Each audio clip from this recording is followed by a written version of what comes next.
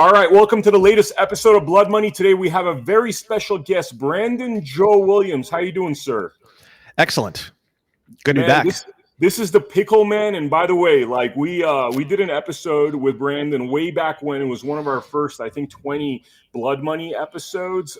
Brandon's been doing some amazing things in terms of our, I guess you call it our financial sector. Is that how you would refer to it, Brandon? Yeah, it's the financial system and the legal system and however you want to say it. Yeah, of course. I mean, that's. Okay. Well, first I want to tell people about your website, onestupidfuck.com. That's a real website, onestupidfuck.com. And, the gist of it. So, Brandon, for people that don't understand exactly what you do, I know we did a Blood Money episode. I think it was Blood Money episode 20 where you explain what you do. Do you want to give as brief as you can, rundown of what you work on? Everyone in the world, including lawyers, just argue about their own ideas and their own abstract emotions and what they think is right and what they think is wrong. And very, very few, if not anyone, simply just sits down and reads how things actually work. And I basically just read how things actually work. I try to translate them into basic English as best I can. And then I litigate to force people to follow what the law says word for word. And when you learn what the law says word for word, it's absolutely glorious and extremely helpful for you and extremely life-changing. We're talking full diplomatic immunity. We're talking infinite money. We're talking free houses, free cars, free boats, free yachts, free planes. We're talking can't be arrested, can't be detained unless you do something crazy or terrible to somebody. We're talking, no tax liability, no federal income tax liability, no state tax liability, no city tax, no sales tax. You literally manufacture cash with your signature legally. Wow. Okay, so for people that don't understand that theory, explain to us what is a negotiable instrument, what is a promissory note, what is a Federal Reserve note, how these things are created, because I think people think that is actual real money. And what I've learned from you is that it's money is very different. Money is gold and silver. So take us through what those, titles mean. Yeah, so if you look at the definition of money, it says that it's gold or silver or sometimes paper. But typically, if you look in the Article 1, Section 10 of the Constitution, it's very clear. It's gold and silver coins specifically. Mm-hmm. And then you ask yourself, and you look in the definition, and it says does not embrace notes, bills of exchange, or evidences of debt, anything like that, right? Mm-hmm. Then you look up the definition of currency and you look up the definition of funds. And inside of those definitions, you have that it does embrace notes, bills of exchange, and evidences of debt, right? We live in a very strange world where money, quote unquote, is negotiable instruments. So the Federal Reserve notes that you have in your pocket, so negotiable instruments break down into two different categories according to what's called the Uniform Commercial Code, Article 3, which is all about negotiable instruments. In UCC 3, they break down negotiable instruments into just two categories. It's very simple. I don't know why more people don't know about this. I don't know why it's so complicated. It's actually extremely simple. Negotiable instruments are two things, and that's it. One of them is a promissory note, which is defined as an unconditional promise to pay. And the other one is a bill of exchange, which is an unconditional order to pay. And that's it. So everything in your pocket, everything that you sign, everything that we're giving back to each other, everything is either an unconditional promise to pay or it's an unconditional order to pay. So it's not like you're exchanging money. It's not like gold and silver where you walk in and gold and silver has a intrinsic value. It's more like these notes that we have that we call dollar bills. People refer to as money. They're more promises to pay. They're not actually worth anything. Is that what you're saying? Yeah, and whenever you promise to pay anything, such as on a mortgage or on a loan or a bank loan or a business loan or anything like that, that loan documentation, when you sign it, it's not actually a signature. It's actually what's called an endorsement, and it's spelled INDORSEMENT. When you look in UCC Article 3, you can actually found that. Someone actually sent me the definition of that. It's UCC 8-102 subsection 11. Brand new. But anyways, when you endorse the document, such as a loan or a mortgage or whatnot, you are bringing that promissory note into existence as a promissory note security. And then that promissory note security has the full face value of whatever it is that you're promising. And it's worth the same thing as Federal Reserve notes. Got it. So, Brandon, I want to kind of make sure the viewer understands what we're talking about, right? So, when I started studying basically what you teach, what you translate for, I guess, the layman that doesn't understand the law, what I learned from that whole process was that essentially you could create these things called promissory notes that have value. You are all the time. You're always. It's not that you can; it's that you are. Explain that to the viewer in terms of, what's actually really enlightening is when you explain when you're making a credit card charge, for example. People think that credit card charge is like a minus, but from what you explain, it's more of a plus. Could you talk about that process a little bit? Yeah, so if you look in your card member agreement for whatever your credit card is, you'll see that there's a section in there called promise to pay. And they literally call it a promise to pay. And sometimes, depending on where you go, you'll even see that wording on the actual receipt that kicks out. Or you'll see, by signing this or whatever receipt, you hereby swear to perform as per the card member agreement, which what they're referring to is the promise to pay section. All right. So every time you use your credit card, you are producing a promise to pay. That promise to pay in law has the exact same value as Federal Reserve notes. And the way it works is the way in which you claim or release or endorse that particular instrument determines the exchangeability of that instrument. And what's happening is the bank is using either the FedNow or FedWire system, and they are instantaneously swapping the value of that promissory note for Federal Reserve notes via what's called the Federal Reserve discount window. And the exact process and delineation as to how that works and some basic information is found at 12 USC 412, which is actually a section of the Federal Reserve Act called Note Issues.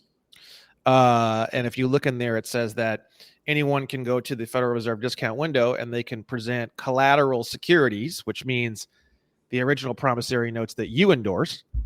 And you can write what's called an application for notes, and you can actually collateralize all of those promissory notes and swap them for Federal Reserve notes. And we've gone down this rabbit hole quite a bit, and we've gotten lots of copies of people's mortgages, and we've actually found lots of the various endorsements and things that they are writing just before they take and process these promissory notes and negotiable instruments at the Federal Reserve window. So I started breaking down a lot of the endorsements and stuff that the bank was putting on the documentation. And then now what we're doing is now we fully understand that whole process. And now we are the ones placing that what's called a special endorsement on the instruments as we endorse them from the beginning. So what happens is that what you're doing is when you sign any financial instrument and you do not state the payee on the instrument, the same way you would write the payee on a check. It says pay to the order of on a check, and you write who the payee is, whether it be Starbucks or your buddy or this company or whatever. So if you don't write the payee on a check, people know the term blank check. Mm-hmm. It's the same thing when you don't state the payee on any other financial instrument. You're doing what's called a blank endorsement, INDORSEMENT. It's the same thing as a blank check. Then what happens is the banking institution takes that blank endorsed instrument and they claim it by stating the payee on it using a different type of endorsement called the special endorsement. Now, if you put the special endorsement on the instrument to begin with, then what happens is you are claiming the full value of that instrument. And then what you're doing is you're simply hiring the bank to swap that instrument for Federal Reserve notes and then bring you back those Federal Reserve notes. So you think that you're involved in a situation where they are lending you something. They aren't lending you anything. What they're doing is they are a currency exchange. They are exchanging currency no differently than the way you would exchange Hungarian currency when you go to France at a currency exchange. Mm-hmm. Your promissory note that you are manufacturing with your endorsement creates your own currency. You are creating your own currency that has actual real monetary value in law. Massive, actually, massive monetary value, more than you'd ever imagine. Because the value of the negotiable instrument is the value of the full maturity of the negotiable instrument. So, for example, let's say you buy a house. The house is $300,000, and it's 4% or 5% interest over 30 years, and then the full value of the full maturity of the note when it's completed is $500,000. When they go to the Federal Reserve discount window and they swap that instrument for Federal Reserve notes, they're not getting $300,000; they're getting the full $500,000. And then what they do is they give the seller of the home $300,000. They keep $200,000, and now you're also paying the full $500,000 back to the bank, all because you failed to do a special endorsement and you did a blank endorsement on the original instrument without knowing it. That's the problem. Got it. So, all right. So basically, you're essentially creating the currency by endorsing that document. Is that the way it works? That, let's say in that example where you're getting a $200,000 loan for a house, they give you this document, you sign this document. That's when the currency is being created? Yes. Your endorsement is what creates, what transforms that document into a negotiable instrument. So it's an instrument. And then when you endorse it, it becomes a negotiable instrument.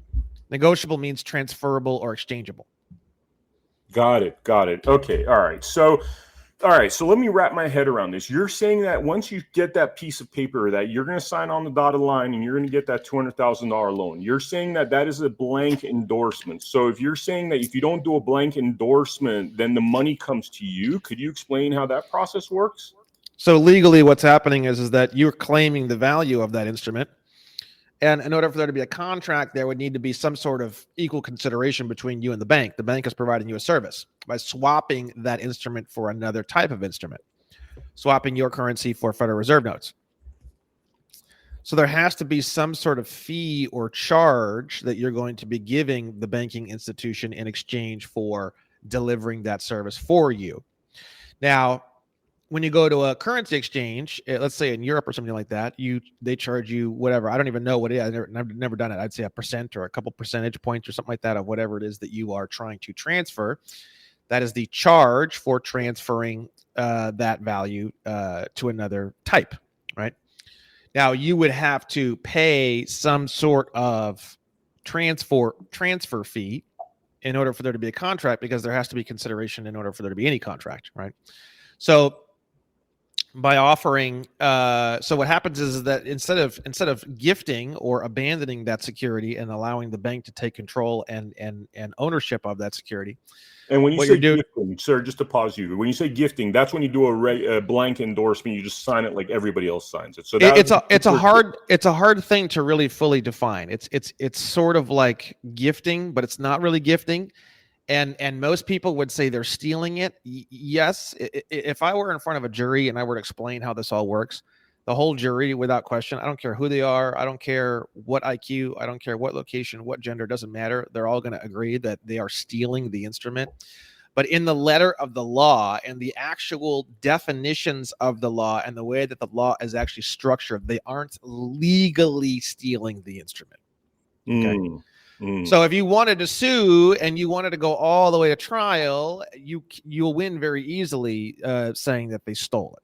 But the thing is that I don't want to necessarily have to go that far, and plus it's not really what I'm trying to do anyways. So what you can do is through fraud, you can actually reverse the contract to the contract's inception. Now what I'm doing is I'm reversing the contract through fraud, and then I'm saying that blank endorsement was fraudulent because I had no idea I was doing that, and I was being coerced into doing a blank endorsement. And then I'm replacing that blank endorsement with a special endorsement from the inception of the contract, and then now basically we're sorting out what that now means in the future, essentially. Mm-hmm. Fraud is cool because fraud is a way you can sort of like turn back time and you can change things from the past, and then now you're operating as though that change occurred before, essentially. Mm-hmm. Mm-hmm. So now what we're doing is now it's a situation where I've already swapped out that blank endorsement for a special endorsement, and now we have to sort out what that means in terms of what I'm going to get or what my clients are going to get or whatever. So the thing is that, you know, if the way that it should be working and the way that it legally does work and the way that it will work for me in the future is I place a special endorsement on the instrument.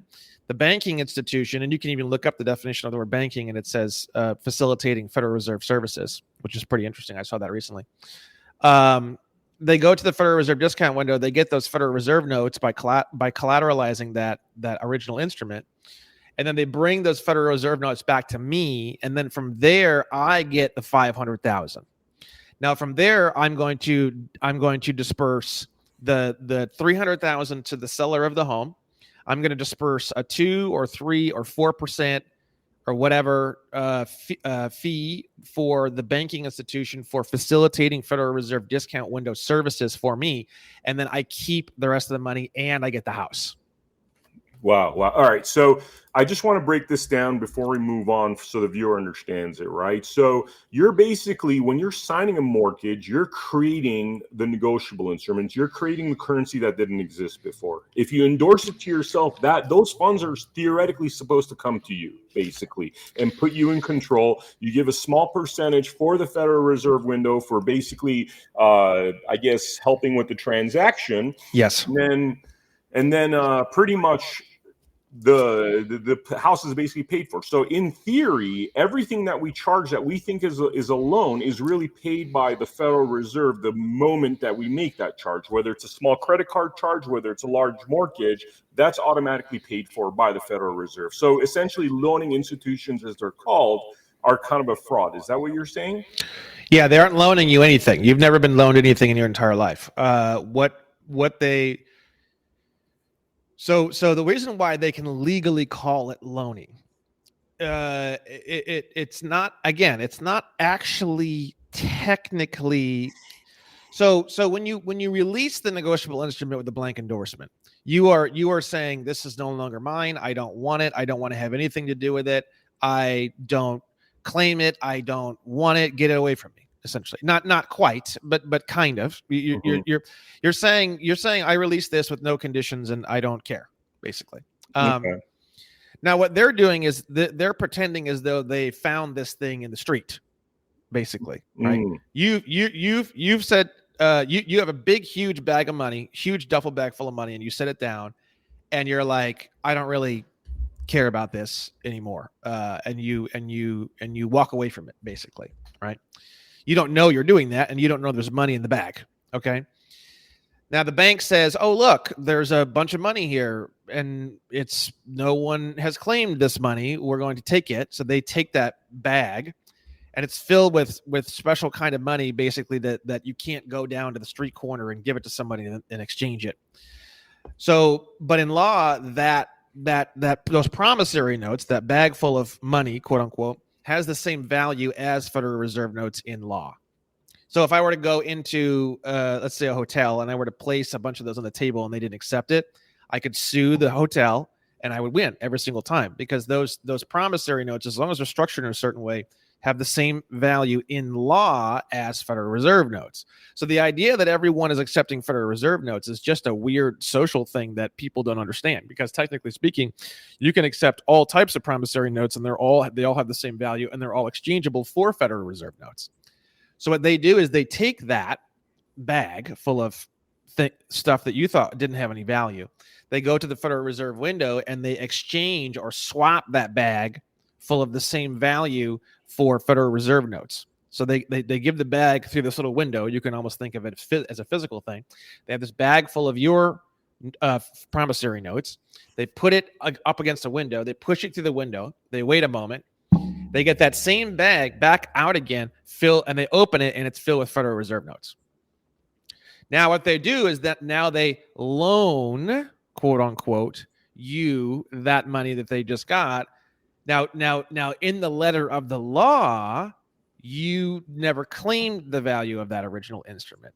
So yes, they took an unclaimed instrument that you didn't want to have anything to do with, as per the way that you endorsed the instrument, and they swapped that, and then they handed you back the value of that swap. So in the letter of the law, they are loaning you money. But the thing is that if you explain the situation to literally anyone, even people who are, criminals and drug dealers, are going to say, well, that's stealing. And the thing is that it is stealing. But not in the actual definitions in the letter of the law. When you swap out the blank endorsement for a special endorsement, now it's stealing as per the letter of the law. And what's funny is that stealing or purloining negotiable instruments is like up to 25 years in prison. It's taken very, very seriously. Now, a blank endorsed instrument, you can't say from the letter of the law that it's been stolen.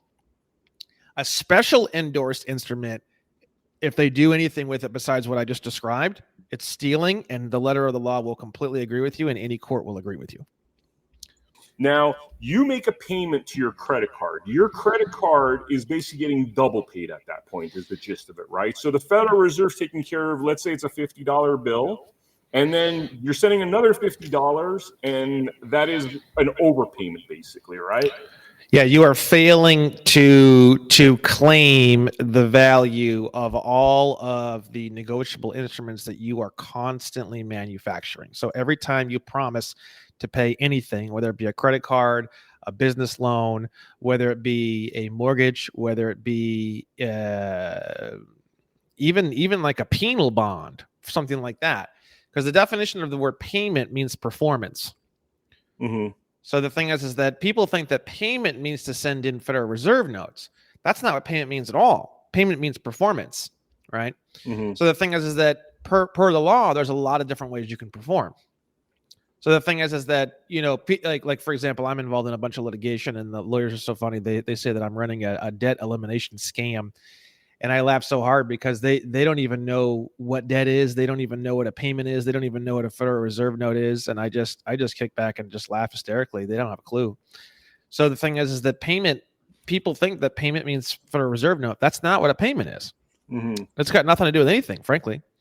A Federal Reserve note is one of infinite types of promissory notes, all of which can be sent in to satisfy a debt or obligation. And as per like UCC 3-603 subsection B, people have heard this term tender, right? So when you look up the definition of the word tender means to offer without stipulation or condition. So if I extend my hand and there's something inside of it, and I say, without any conditions or without any attachments, you can have this. That's tender, Mm-hmm. right? Now it's their decision to accept it or not, right? So delivery, so acceptance and delivery mean the same thing. So once that tender has been delivered, it's considered accepted in the law, right? Mm-hmm. And the thing is that when you tender and the other party unjustifiably rejects that tender, as per UCC 3-603 subsection B, whatever amount that you tendered comes off of your bill anyways. Mm-hmm.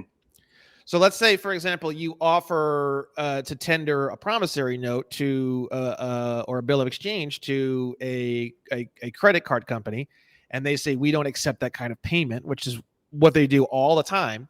Now, what's beautiful about those letters is those letters become the evidence that you need to utilize UCC 3-603B in court. Those letters are evidence that the debt is now gone.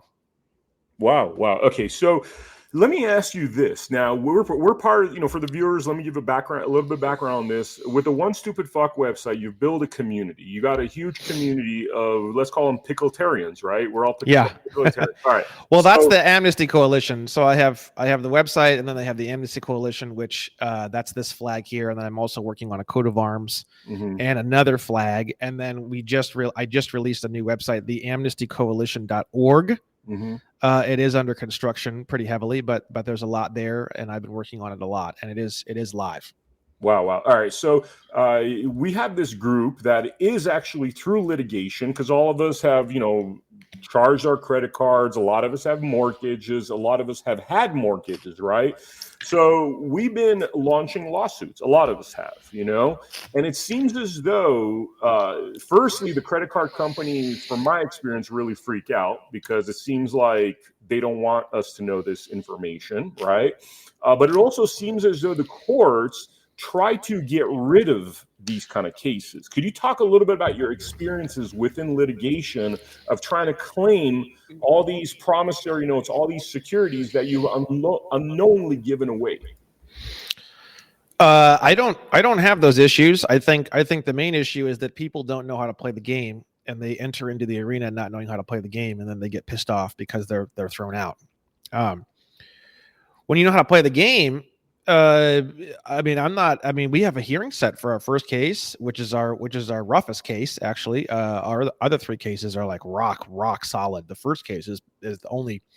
It's not really rough. It's just a little bit of like a interesting, stretched out kind of a situation. But the other three, case 2, 3, and 4, are like solid as a rock. I mean, there's no way to. You couldn't move those things 1 inch with all the weaponry in the world. I mean, they're just. I'm just letting the slow grind of justice just bring this thing through and just create, just eat everything, because that's just what's going to happen. But case number 1 is a little bit more kind of all over the place. It's a little bit more fascinating and interesting. We have a hearing set for case number 1, which is brand new. These cases are very slow, but we have case 2, case 3, and case 4. We're many filings deep on the docket, and the court hasn't even responded to anything yet. So hardly. I mean, the court hasn't hardly said anything about anything. So, like for example, on my Amex case, we're 28 filings deep on the docket, and the court hasn't said a fucking word. And well, the court finally said, okay, that's it. Finish off these last couple of filings, and then everything's going to come to us, and then we're going to figure out what we're going to do. But they haven't actually said anything yet. But you got to think, when you're in litigation, you start off in litigation, and then you go through litigation, and then if it gets dismissed or something happens, you need to learn everything you can, and then you put an objection on the record, and then you can go to appeals.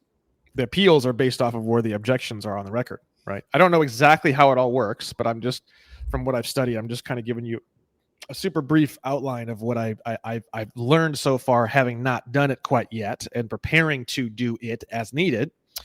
So you have appeals. You can do one of the things we're looking at right now, which is really fascinating, is quitam cases. So quitam cases is basically when there's like stolen negotiable instruments or money or whatever, and you're actually going to the government in order to transform that situation into a criminal case, right? Mm-hmm. Which is a whole different line. Most people in the court system, everyone thinks that criminal and civil are like these completely different things. They kind of are, and they're kind of not at the same time. But anyways, for the purposes of this show, we'll just say that they kind of are, even though they're kind of not. So you can go civil, and then you can go civil appeals, and then you can go criminal. Okay, through a quitam is what we're looking at right now as a really good option in terms of getting these negotiable instrument cases to be rolling on the criminal side.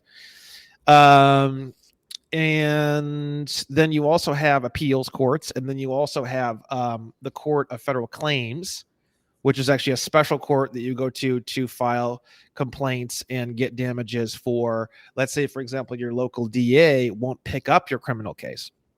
You would go to the Court of Federal Claims and you would sue the DA in the Court of Federal Claims. Now, again, I haven't done all this. This is all just part of my research, and I'm just kind of looking at things and trying to get as much in the hopper as I can and try to get as many contingencies as I possibly can, as many backup plans as I possibly can. That way I don't get too latched on to any one case, because then that's when you start getting nervous, and that's when things start to go kind of awry, right? I want to have 15 cases and I want to have 300 backup plans. Then I'll be like, all right, cool. Then, I could lose 1 or 2 and it doesn't matter. And it's just not, I'm trying to keep it.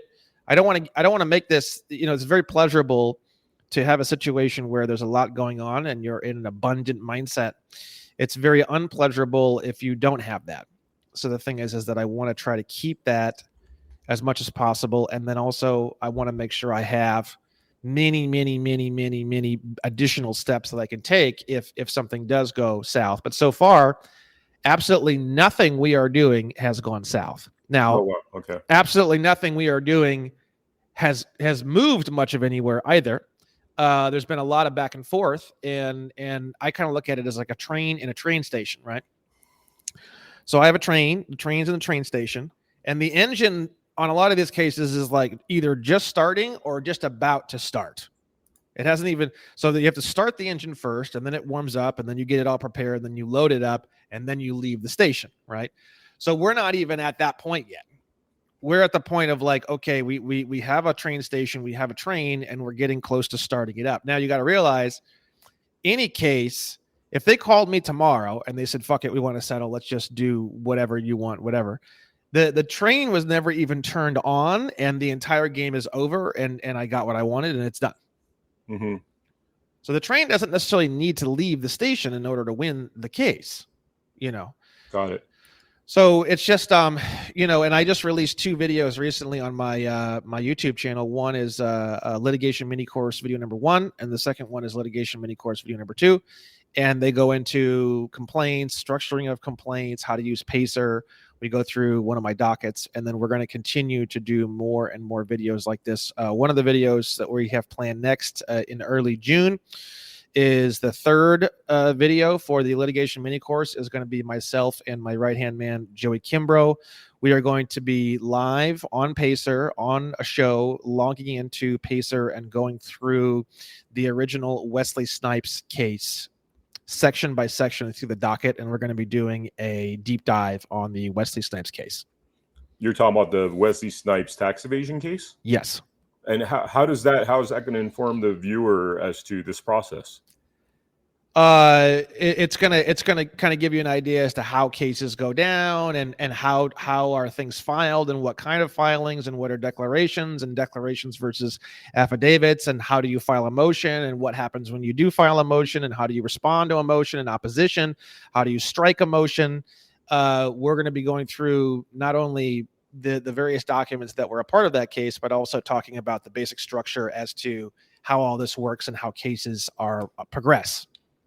Got it. The thing that they often respond, and I say they because there's a few cases in progress, is they bring up a bunch of case law, and they say this is like the sovereign citizen theory. They call you these names. They say that it's ghost money, and, you know, essentially try to make it seem like we're a bunch of oddballs. I mean, how do you respond to those kind of statements? How do you respond to those kind of declarations if that were to come up for you?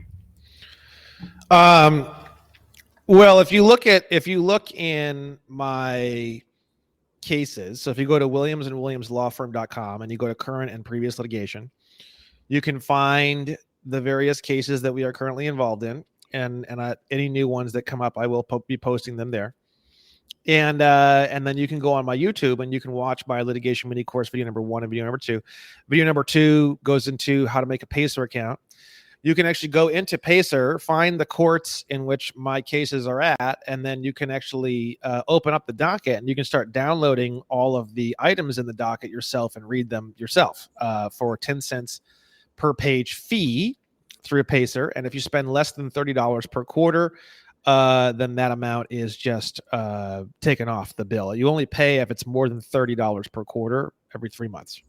Now, with that said, to answer your question, my original complaint is structured in a way where it's all definitional and it's all structural. So everything in the complaint describes the way that the entire process goes, point by point, by definition, by point, by definition, by point. So when they say, you know, oh, vapor money theory, that's just a failure to answer the complaint, because the complaint is a line by line item and they have to respond on every single line. It's not just a, oh, he's crazy, vapor money. They have to actually answer the complaint, which means they have to go through each individual numbered item and they have to respond to each individual numbered item. So if I hear anything like vapor money or if I hear anything like that, it's just a failure to answer the complaint. So you respond to them and you say, hey, you didn't answer the complaint. Like, you didn't answer the complaint. It's a simple response. You don't even I have to. I call almost everything that bar cards make, and it's a recent term that I've recently coined. I actually coined it on the second litigation mini course video, and I'm very proud of this term. It's irrelevant billables. Mm. So what it is, it's irrelevant information that was cooked up as a justification of billing their client. Oh, wow, interesting, man. That's actually really So fascinating. so the response is, thank you very much for your irrelevant billables, but Mm-hmm. you failed to answer the complaint. So they respond to you with a bunch of that case law that's calling it vapor money, ghost money That's right. theory, sovereign citizens. And you write a one-line sentence basically saying, "Hey, you didn't respond. You responded about irrelevant billables, but you didn't respond to my complaint." Exactly.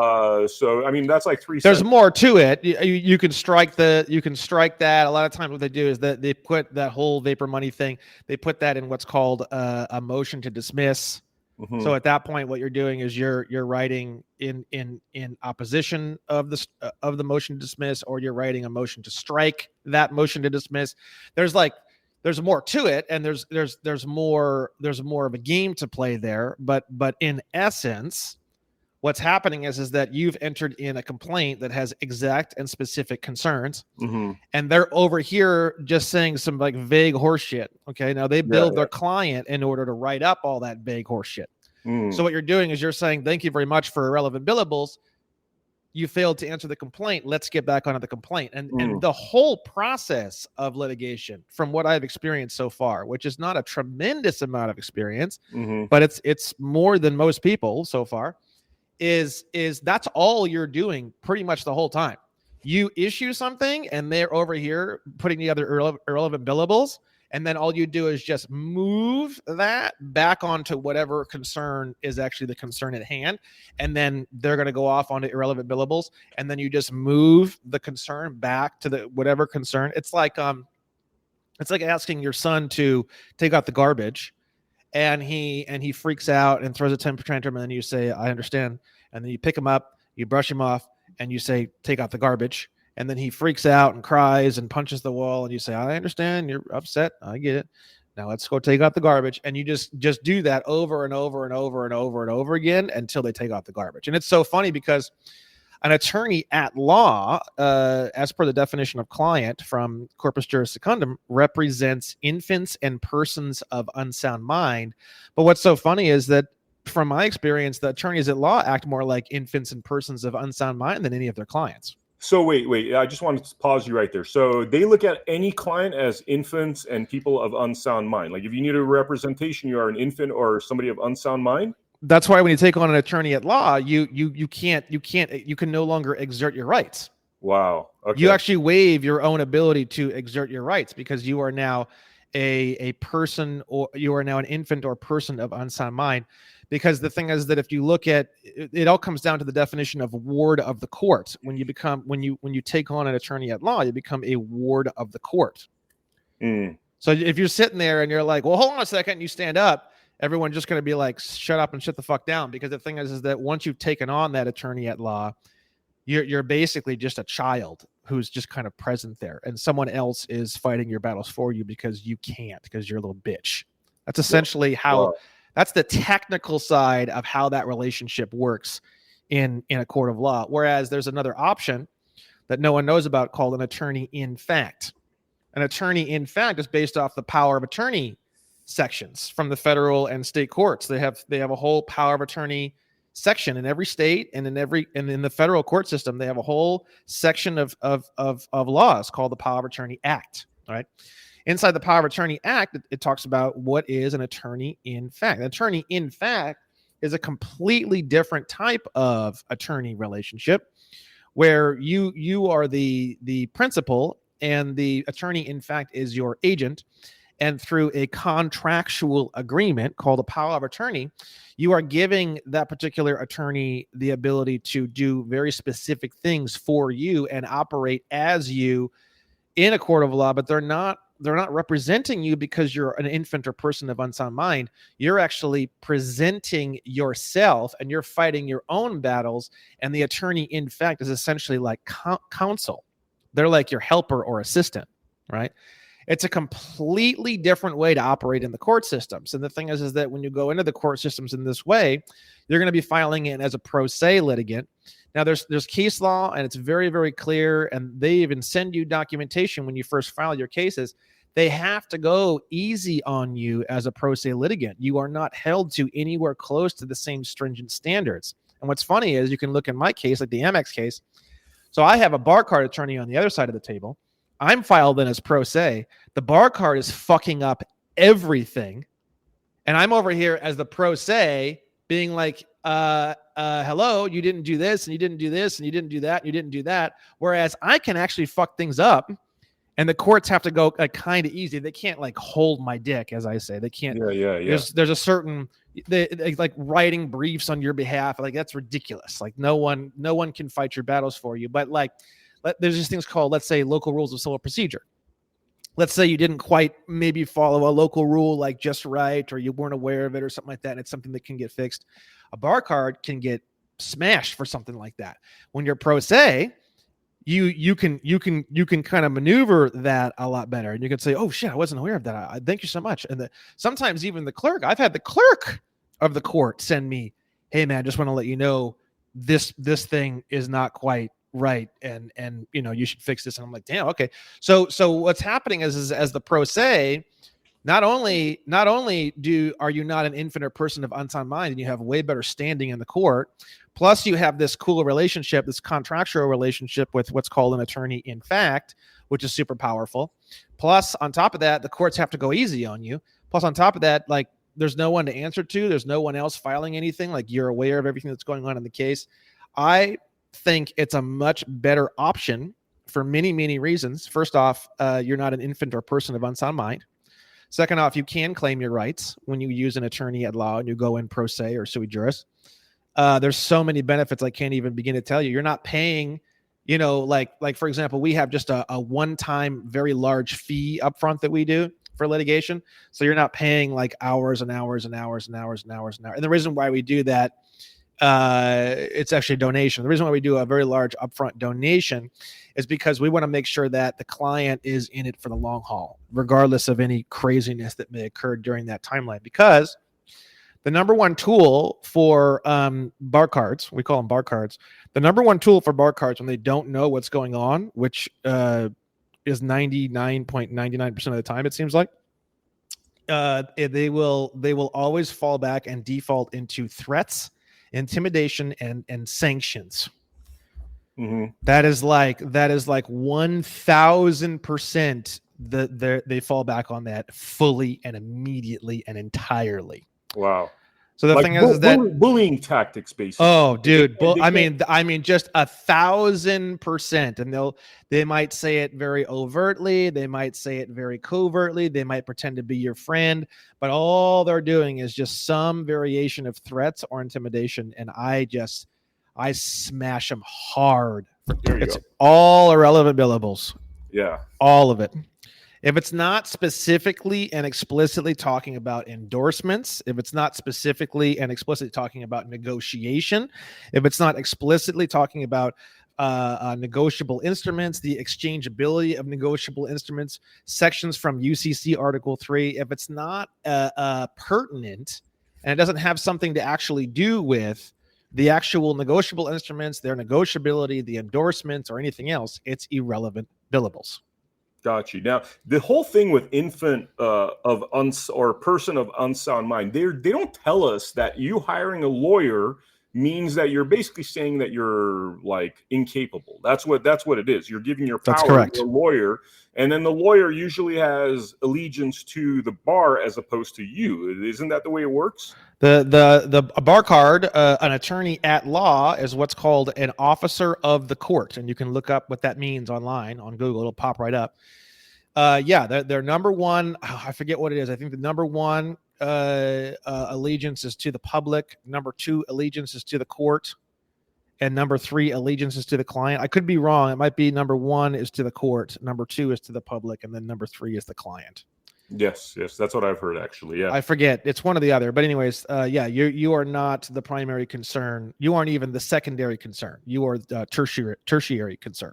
So you're hiring this, you call it bar card attorneys. The term that I love, we've been using this for the last few years, is bar agent, because they pretty much seem like they're agents to private society. But so these bar agents don't reveal to you the implications of you basically hiring them. Isn't that something that they have to disclose and say, hey, guess what? You're hiring me, you're paying me all this money, but you're not my priority. Isn't that something that has to be disclosed right from the top? It probably is in the documentation that you sign when you take one on, and then you just don't read it and you just sign it, honestly. Okay. Wow. Or some variation of the wording of it is probably in the. I could be wrong. I'd be kind of shocked if I looked at something and it didn't say something along those lines. But it's possible that it doesn't. But I don't know. I haven't looked at contracts with bar cards, so I wouldn't know. But the funny thing about a bar card, the thing that just makes me laugh so hard about the bar cards is they think they need this bar card, and they worship this bar card, and anyone threatens to take away their bar card, and they just get so, it's like someone putting a gun to their kids.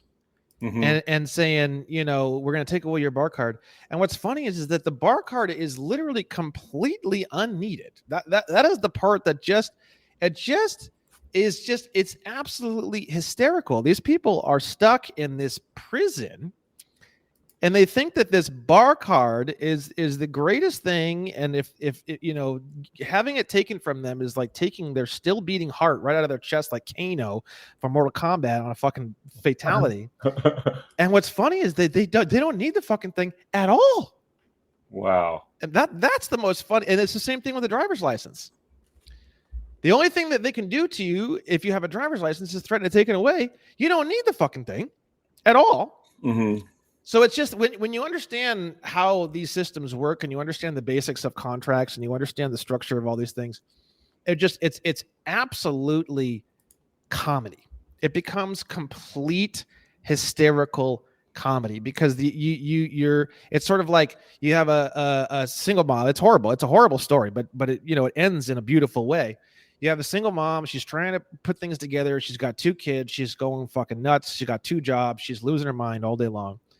And then she realizes one day that it's all bullshit, and you can just endorse all this shit, and you don't need to be doing any of this. And then it's just, and then they don't believe you. They don't believe you. They think you're crazy. There's no fucking way. That's all horse shit, blah, blah, blah.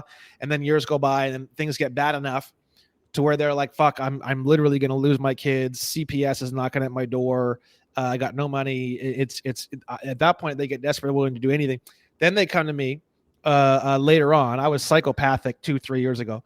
Now they come back to me, and then now all of a sudden they want to do all this shit, and then now they do it, and now they think I'm the greatest thing since fucking sliced bread. They think I'm like the savior of the fucking planet, and then they handle other shit, and then they just laugh hysterically because all that bullshit and all that stress and all that craziness was all just a complete fucking waste.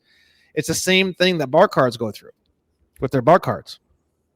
It's hilarious. It's absolutely hilarious. Like you mean realizing that the whole thing is basically bullshit, and they've been part they of can be you could open up your own law firm today, and you could be an attorney in fact, and you could put together a power of attorney and have someone sign it, and boom, you are an attorney instantly.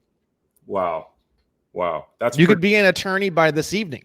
This is, so for the viewers, I just want to highly recommend that there's quite a learning curve here for people that don't understand these concepts, right? It's very important. You have how many videos, Brandon? You have 41 video series, and then you've released a bunch more, right? 39, and then I'm on shows like this like 5 times a week, and then I have a bunch of other shows and stuff that I release that are on my YouTube. So it's all over the place. You can type my name in anywhere, and it'll pop up. All sorts of shit will pop up. Yeah, I mean, for the viewers, it's very important to watch a lot of these videos by Brandon. I mean, I recommend highly the 39 videos. That was my start, where my brain basically kind of built itself, reformatted itself to understand these concepts that were very foreign.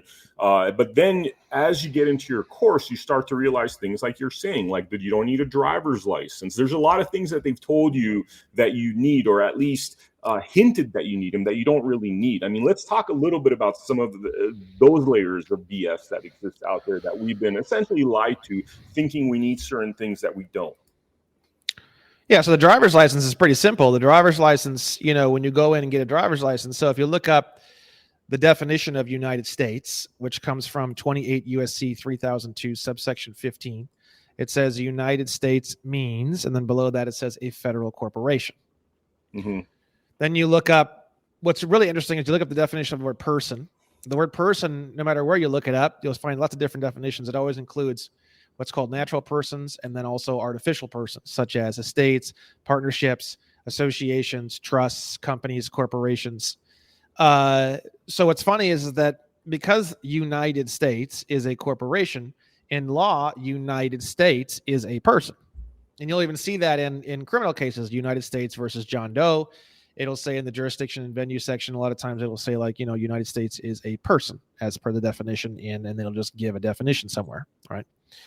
Now, if you go to UCC Article 9, Section 307, subsection H, you can find out where is that person located. It says the United States is located in the District of Columbia. So the way it works is the District of Columbia is like a country, and United States is basically a state inside that country. The problem is this. I've never seen any information as to where inside the District of Columbia, in terms of the physical coordinate location, United States is located. So then you look up the definition of the term U.S. citizen from 42 USC 9102. And subsection A says that you're a U.S. citizen if you by law, by birth, or by naturalization. By law means by contract, by birth. Who knows? Because even if you were born in the District of Columbia, who's to say that the area in which you were born was located inside of the state called United States? That's ridiculous. I don't think I've never seen any information as to where this fucking thing is located. Okay. Mm-hmm. Then you look up the definition of the term naturalization. And that's when things started to make a lot more sense to me. So naturalization comes from 8 USC 1101 subsection A23. The definition of naturalization is the most mind-blowing thing on the fucking planet. Naturalization is the conferring of nationality of a state upon a person after birth by any means whatsoever. And the definition of person in that section is an individual or an organization.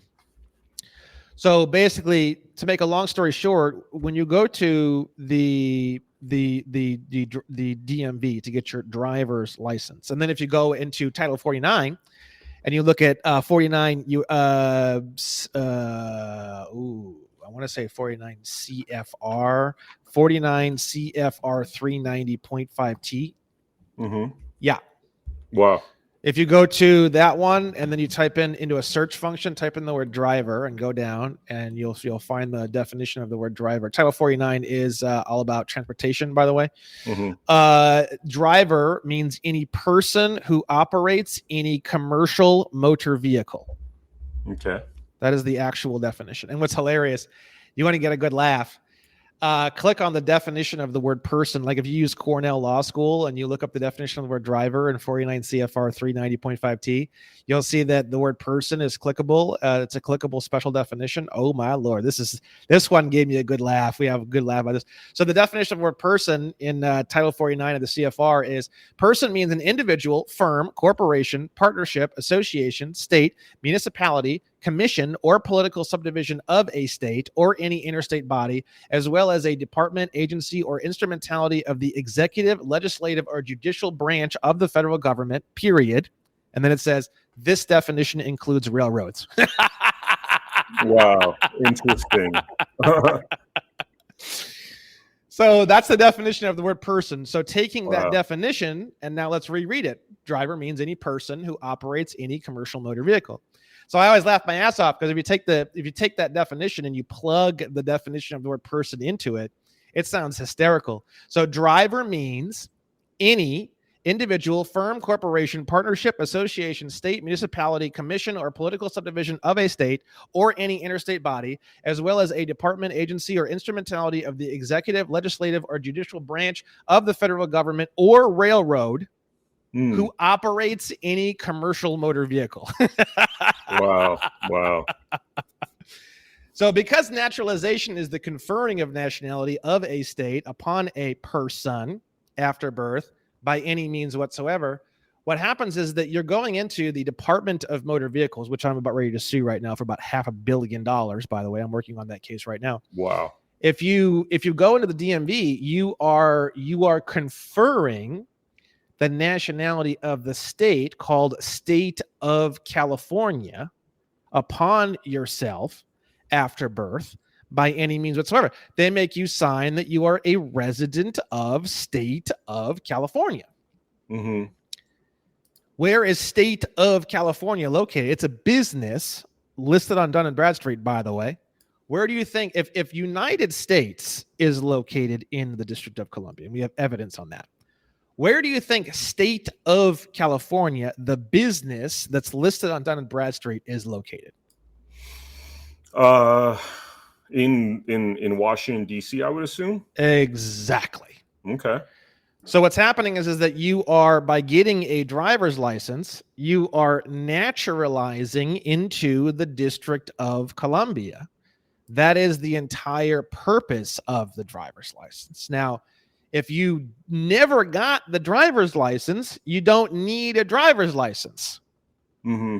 Once you naturalize into the District of Columbia, you're now under the District of Columbia rules and laws, and you don't have the right to travel in the District of Columbia. So you didn't need the driver's license until you got the driver's license. Wow. Once you get rid of the driver's license, you don't need the driver's license. They give you a little slip. When I turned mine in, they gave me a little slip and it said, "Why are you turning this in?" And I said, because myself and the principal, which is a whole other story, we're not residents of any of the 50 corporate states. Mm-hmm. You're only in State of California when you say that you're in State of California. You can look all you want. The location of your physical body has absolutely nothing to do with residency.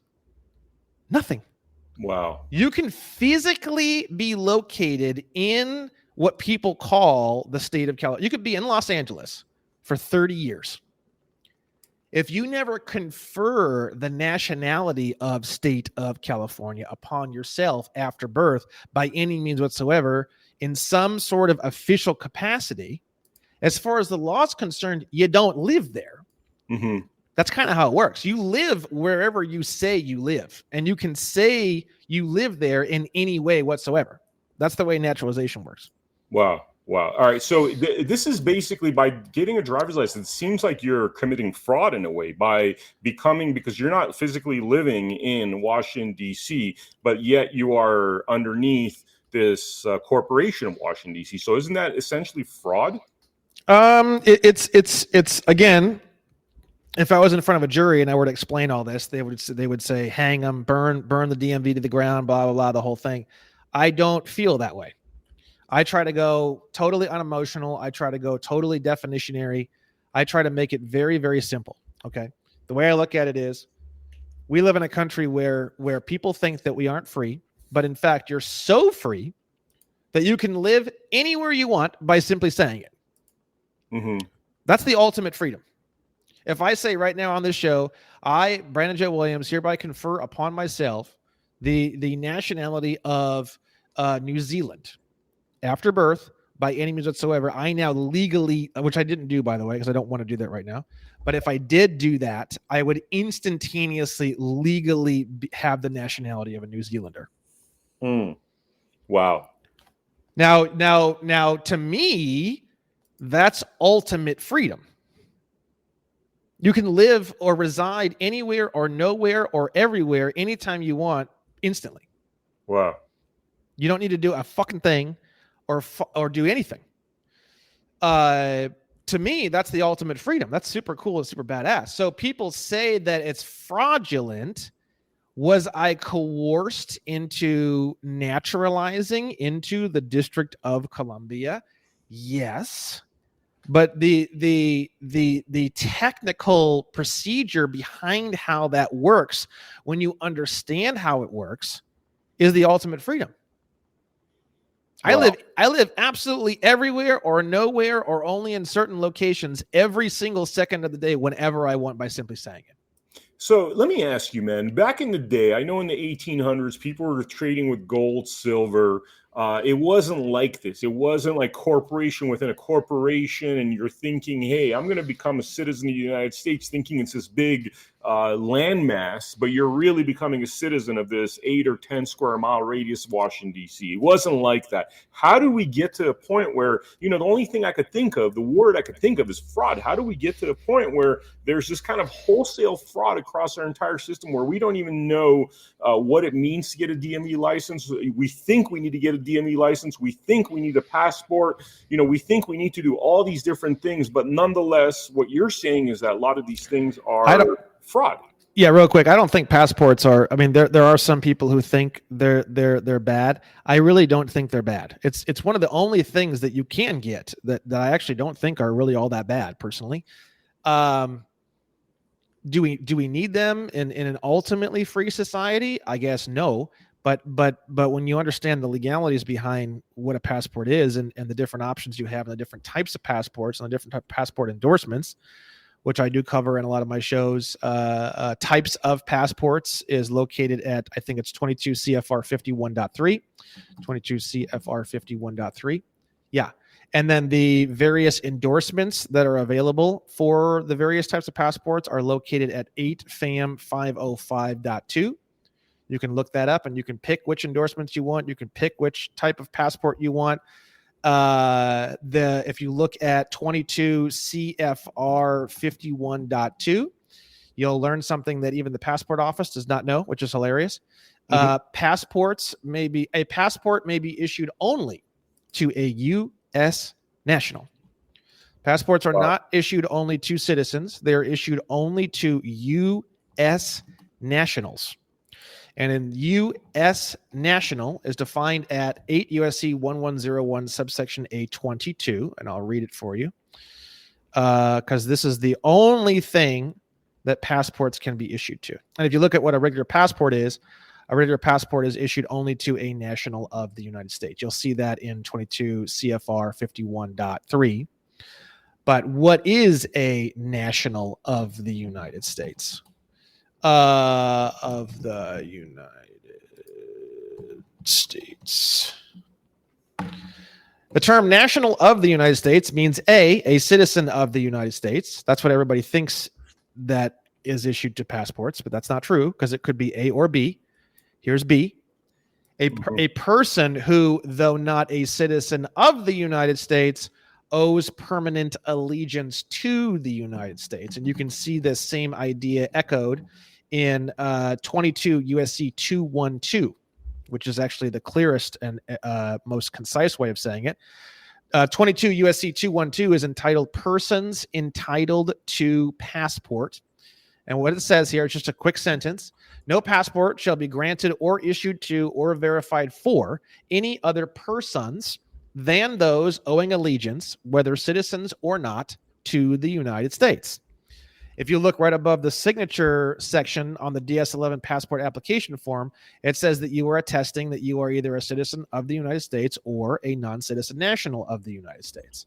So there's two different types of citizenship nationality. There's 4 different types of passport, and then there's a whole shitload of different endorsements depending on what type of passport you would like to have. The problem is ignorance involving all of this information. The passport office doesn't even know any of this information hardly at all. Well, I mean, is this information being out there? Was this information put out there so for people that discover it, they could have a true semblance of freedom? I mean, why is it that this information has been so concealed from us? I don't necessarily think that there's a part of me that doesn't really think it's all that concealed. There's a part of me that thinks that anyone could look any of this shit up. I started studying all this information from literally zero, meaning I knew nothing. I didn't even know the definition of money or tax. I didn't even know my asshole. Okay. And I started in September of 2021. I read 26 or 27 books by March of 2022. I launched my website in March 14th of 2022. It was only text at that point. There was no cool stuff. There was no video. There was nothing. It was just a bunch of text, and it wasn't even all that well put together. But it was a great resource at that time, in relation to all the other resources that were available. And then I've just continued my journey since then. So I am in like massive $400 million plus litigation. I have diplomatic immunity. I have my own nation. I have no state tax liability, no federal income tax liability. I am currently in litigation to start manufacturing my own money from scratch. I am going to have I'm going to have a relationship with the Federal Reserve so I can get Federal Reserve discount window access myself. All basically, I started on this journey. I was studying quietly the first 6 months, and then when I actually started to take action was March of 2022. So here we are. It's only been 2 years and 3 months, and I've done all of these things. So. And the thing is that you're starting to see more and more people teaching this stuff, and it's getting better and simpler. And because there's so many different people teaching it, everyone teaching it in a different style, the amount of access to the information. I mean, you didn't have any of this in 2022. I mean, none of it, nothing. Mm-hmm. If you wanted to go online, you'd find a website. It looks like it was made in 1995 by an angry old white guy who was really hard to read. You can't read it. That's all there was in 2022. Mm-hmm. It's almost like I'm talking about, back in my day when I was a kid, I'm talking about like 1964. Like, no, I'm talking about 2 years ago, bro. Mm-hmm. So now we have fun information. There's an entire academies now on this information. There's black guys, there's Spanish guys, there's white guys, there's girls, there's guys, there's Russians, there's hot, sexy black girls. I know this one girl. What's her name? Eternal Zion or something like that. Sexy black girl who's on Instagram who's got fucking 8 trillion followers. Okay, on this information. So there's so many different ways people are describing it, and it's getting easier and simpler and easier and simpler and easier and simpler. What seems like by the day. Mm-hmm. So what took me 2 years and 3 months to learn, I would say nowadays you could learn everything I learned in probably like a year or less. Mm-hmm. Wow. So, let's talk about the idea of the shit hitting the fan. I mean, you were talking about how, people are like, oh, Brandon's so crazy, but then CPS comes, takes their child away, or they lose everything that they have for some kind of fraudulent action via court or because they didn't know better. And then they come to you and I'm the hero. And you're the hero. That's a pretty crazy arc right there. So when people are being attacked by a fraudulent system or a cruel system or whatever you want to call it, then they get concerned about their real freedoms, basically. It's like arguing with gravity. I don't argue with the nature of man. The only person who loses is me. If I get mad because women want emotional intimacy and I'm just not into it, fine. If I, it's just like people get so angry about human beings and the way that they operate. What is that going to do for you? That's all. It's going to raise your cortisol levels, fuck you up, and that's it. It's not going to do you any good. It's not going to help you relate with these people. If you're angry as fuck about cops, you're never going to have any success with cops. You're just going to raise your cortisol levels, feel like shit, and be worried about the system. I don't know what to say. It's just like, in my mind, the only option you have is just to accept this situation and learn to deal with it and understand it to the best of your ability. I don't know what that's all I do. That's my whole platform. I mean, some of the things you've discovered, your coat of arms, creating currency, all things that are very powerful, all things that used to actually be customary. Could you talk a little bit about those two topics, like the coat of arms and the idea of making your own currency, and how this was, I guess, more commonplace back in the day. And now it's been, through fraud, through just not talking about it. For whatever reason, it's not something that is common knowledge now. But let's talk a little bit about that. You are creating your own currency all the time. You are. Unless you're in some sort of maybe African tribe or something, and you're in the middle of literally nowhere, and you're just exchanging pelts and stuff within the tribe. If there's any sort of currency or funds or monetary anything, especially in today's world, you are now. Let's say we turn back the clock 60 years. Now back then you had checkbooks. Now a check is actually called a draft or bill of exchange. So what's happening is that, like I said before, negotiable instruments are two things: an unconditional promise to pay, promissory note, or an unconditional order to pay, bill of exchange. A check is a unconditional order to pay. You are ordering the bank to move these particular funds or currency from one account to the account paid to the order of, and then the name of the account that it's being paid to. So the thing is that those checks are manufacturing of currency because those bills of exchange have face value on them as instruments. Mm-hmm. Now, then you have the big credit card boom. After 1971 was the last and final blow, disconnecting the gold and silver coins and gold and silver from the monetary supply. The 70s is the same time period where you have this explosion of credit.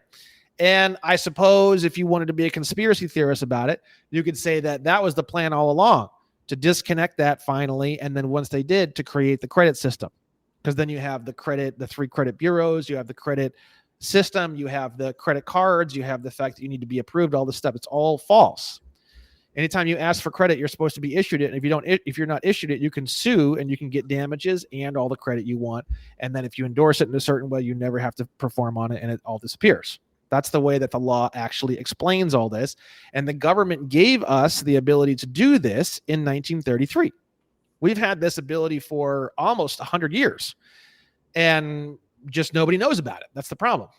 So wait, you're saying, sorry, hold that thought real quick. So you're saying if a credit card company rejects you, you have rock bottom credit, and the credit card company rejects you, you could actually sue them. Easy. You'll always win. Easiest fucking thing in the world. And what's funny is we're starting to do some tests. When you start suing them and beating them down after a few times, they stop denying you, which is kind of interesting. Yeah. So, wow. Interesting, man. That is fascinating. So the definition of the term credit is permission to defer performance to a later date. Mm-hmm. When they took away all the gold and silver coin through the Gold Abrogation Act of 1933 and the Emergency Banking Act of 1933, people were like, well, how in the fuck is anybody supposed to pay for anything? And what they did is they gave everyone the right to infinitely defer performance to a later date. So we live in a society where that's why it's a promissory note. Everything's a promissory note. Everything's a bill of exchange, because there is no real money. It's all negotiable instruments and promises. And all we're doing is deferring performance on all this stuff to a later date. Mm-hmm. Everyone in the United States of America has the right to defer performance on everything to a later date. If you look at 18 U.S.C. 8, they even tell you very clearly on 18 U.S.C. 8, every single banknote, every single note, every single bill, every single everything in the whole country is by definition a security or other obligation of the United States. It's not your debt. It's the United States' debt. And they've given you an infinite capacity to push having to perform on that debt down to a future date. So we live in a world where performance can only be done by deferring performance to a later date. That is performance. And the word payment means performance. So when you tell the credit card company or the mortgage company or anyone else, even if you failed to claim the original instrument, you can always go back and reclaim that instrument. But if you didn't want to go down that route, you can go down another route. There's a million different routes. Another route is that you can perform by deferring having to perform to a later date. Got you. And that is literally the legal definition of credit. It's exerting your credit to make a payment, because the word payment means to perform on a duty, application, or contract. So when you defer payment to a later date, you are paying by doing that. Got it. Wow. Fascinating. So is there any lawsuit templates you have in terms of suing credit card companies that reject one? Is there a template for that? I mean, once they receive the application, they've received the negotiable instrument. Mm-hmm. So once you sign up, they've already gotten paid. So you can go after that. You can go after it that way. You can go after it a million different ways. There's a million different ways you can do it. You can see all my lawsuits, but I'll tell you right now, if you think a template is going to get you through litigation, you are in for a very, very rude awakening. Litigation is an extremely fluid, live combat situation. Just so everyone's aware, the idea of templates or prepackaged things, don't even try it. You got to learn. You're going to be fucking eaten alive, murdered, and your flesh is going to be strewn all over the building. So you need to learn this stuff. I mean, you need to take the courses. You can look at templates, and you can look at what other people are doing, and you can say, fuck it, I'll spend $405, and you can enter into the courtroom and throw some shit in there and see what happens, and you can fail, and you can learn. But if you think you're just going to take someone else's shit and just throw it in there and you're just going to win cases, that's literally hysterical. You are literally feeding yourself into a wood chipper just be like, fuck it, I know I'm going to lose, and throw some shit in the case that someone else wrote. That's okay.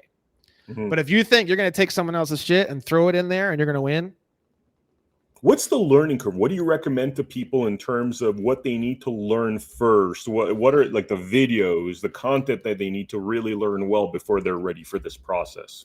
The definitions of the words, terms, and phrases, and the local procedure. So you have the federal rules of civil procedure. If you're going to go to a federal court, like I do all my shit in federal court, because the reason why I go in federal court is because negotiable instruments, promissory notes, and bills of exchange, they operate in all the same way throughout every single sector of the United States of America. Mm-hmm. That's why you go to federal court. But if you're dealing with something that's kind of specific in one zone, you would go more to state court. And I could take my cases to state court if I wanted to, but the federal court has more resources. So far, I'm enjoying the process quite a bit. I don't think I would enjoy state court as much. Luckily, with negotiable instruments, you are dealing with a federal concern. I think they probably see more of these kinds of cases too at the federal level, I would assume. So the federal level is cool because you have the PACER, is the online login system, and it's the same system for the whole country. So you can do federal court cases anywhere in the whole country, and you can just use one system. Whereas if you go to state cases, it's a different system for each state. And then each state has different rules and codes and stuff like that too. It's pretty much all the same as the federal stuff. They just change a few things here and there, but still it's kind of annoying having to learn all the different wording that may be available. Whereas if you stick to federal court, you only have to learn the federal stuff. And then once you learn it, and once you learn PACER, and once you learn the federal stuff, you're good to go. And you can just go one after the next, after the next, after the next. But the idea that you're going to just file one case and win, I think that's silly. I think you should be studying. I think you should be learning. I think you should be taking courses. You should be going to your local law library. There are, I always joke, it's like when you're on like a fucking Pornhub or something like that. It says like find local MILFs that want to fuck you, click here. No. It's like find local law, like lonely law librarians that want to talk to you. Click here. There are. I've had so many reports of these local female law librarians that just never have anyone come in. Mm-hmm. And I've heard of stories where people make an appointment to visit with one law librarian and they end up getting 3. Wow! Because they're just fucking excited that someone's fucking there. Wow. So the thing is that, your local law librarian can become your best friend. They can't build the case out for you. That's actually called, but they can give you all the procedural knowledge. I want to do this. How do I do it? Well, that would be motioning the court to this, and you would do that through this sort of structure. And then I don't like what they said here. What do I do? Well, you can file an opposition, or you can file a motion to strike. This is what they look like. They can't tell you what to do with your case. Mm-hmm. So the way that you would ask questions is like, let's say there's a guy who wanted to do this next. What type of document or what type of procedure would I use to get that next step done? She can answer that. Mm-hmm. And then now you're going to build that out with whatever your declaration in opposition or your motion to move the case into discovery or whatever. And then you're going to write all that up and then you submit it into the case. Got it. So, I mean, a lot of this stuff, the reason why we're not so in tune with this is we spend too much time doing other shit. Like, it sounds like we got to spend time in the law library learning this stuff, not trusting just your lawyer's going to take care of it. It's like a crisis of knowledge more than anything else. Yeah, I mean, I'm from zero to billionaire in not quite billionaire, obviously, but from zero to billionaire, we're looking at 3 years total investment. Wow. And now it's way less than that, by the way.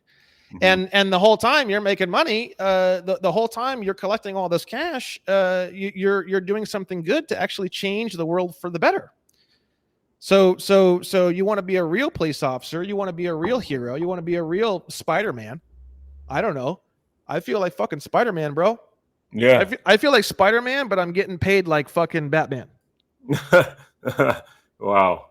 Batman had all that money and he had that underground cave and he had that butler guy, I forget his name, and he had all the crazy gadgets and all the crazy research and all the crazy armor and the crazy cars, and he was filthy rich, right? Mm-hmm. You can become literally Batman doing this shit. Wow, man. So how long do you think this system will survive? It doesn't, by the way, it seems like this is a perfect system if you want to have endless wars and create money out of nowhere, because it seems as though if this was like a gold, silver-based systems, we'd be a little bit more hesitant, and I'm talking about our government, to go spending billions and trillions and money to Ukraine and money to the here and money to there, because it's real money versus this $35 trillion worth of debt that's obviously created from the debt-based system that then causes inflation. I mean, how long could this system survive? So when you understand how taxation works and naturalization and the 14th Amendment, you just kind of learn everything. You realize that in a real gold and silver based economy, like let's say pre-1865, if they wanted a war, they would have to privately finance it. Mm-hmm. So they would have to actually basically run PR and marketing campaigns and get people to actually send in donations. You see that now, even like Trump pops up and says, we really need your money and blah, blah, blah, or whoever. And it'd be the same thing, basically. But the thing is that they wouldn't be able to do all the crazy loans and financial goofiness that they have now. They would have to actually rally that. And they're very successful at manipulating the public. So I'm not saying they wouldn't be able to do it. I'm just saying it would be they would have to work a lot harder than they do now. Wow. Awesome, brother. Awesome.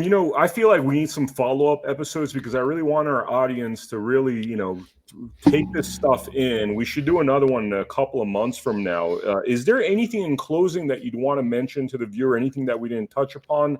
Website, social media, the mic is all yours. If you have a family, you become the lawyer for your family, become the lawyer for yourself, become, it is the most freeing, most empowering thing that you could ever do. I mean, you when you understand the law and you understand the functionalities of the law, I lived my whole life through private trusts. You can't touch anything. I don't own anything. I legally don't own a fucking thing. Mm-hmm. So you can't get into any of my shit. You can't touch any of my shit. You could have a court ordered subpoena for shit. You aren't getting nothing. You could have a court ordered garnishment of wages. You could do all that. I could just ignore the goddamn thing. You can't touch any of my shit, even with a fucking court ordered garnishment. So you have that, and then you have the way that you can structure businesses and trusts and stuff like that in a way where, I could build cars right here in my apartment building. I could build a car from scratch. I could have a whole car manufacturing plant. Mm-hmm. The EPA would never get involved. There's no government agency that would ever need to get involved in anything I'm doing or selling. Now, let's say I sell one and it explodes. Now there's a problem that I have to address, and there's going to be litigation. But the actual building process and the EPA and all this horse shit and all this weird global warming, environmental horse shit, all this stuff, it has absolutely nothing to do with anything that you're doing at that point. So there's those benefits. You don't even file a tax return because you don't have a tax liability. If you look up the definition of the word taxpayer from 26 USC 7701 subsection A14, the definition of taxpayer is any person who is subject to any internal revenue tax. So the term they use to describe that is tax liability. When you understand that all that is all based off of the definition of naturalization that we talked about earlier in the show, once you clean that up by whatever means whatsoever, which means literally just saying it, that's how easy it is to clean up taxation, you no longer have a tax liability. So then at that point, you would no longer fall under the definition of the term taxpayer. Same thing with state tax, same thing with city tax, same things with sales tax. And then you have credit cards, and you have the production of credit and the production of negotiable instruments, and you can claim all those and you can litigate for those. I mean, you're talking more money, more freedom. You can drive whatever the fuck you want. You don't need license plates. You don't need a driver's license. You don't need registration stickers. You can go as fast as you want. I'm in the HOV lane by myself all day long, going 100-something miles an hour, safely within the lines. I'm not like freaking people out and causing accidents and causing problems on the roadway. That would be, not good. But within the confines of not actually causing problems in other people's lives and causing problems on the roadways, this is the ultimate freedom, and the only person that can give you that ultimate freedom is you. That's it. No one else can give it to you. No one ever will ever be able to.